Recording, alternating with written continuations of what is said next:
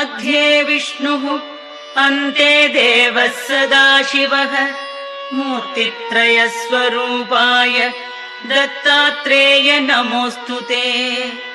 भोगालयाय भोगाय योगयोग्याय धारिणे जितेन्द्रिय जितज्ञाय दत्तात्रेय नमोऽस्तु ते।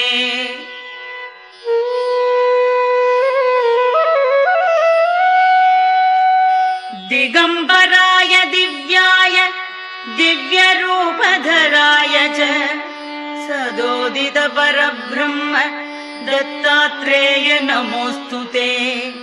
जम्बुद्वीपे महाक्षेत्रे मादापुरनिवासिने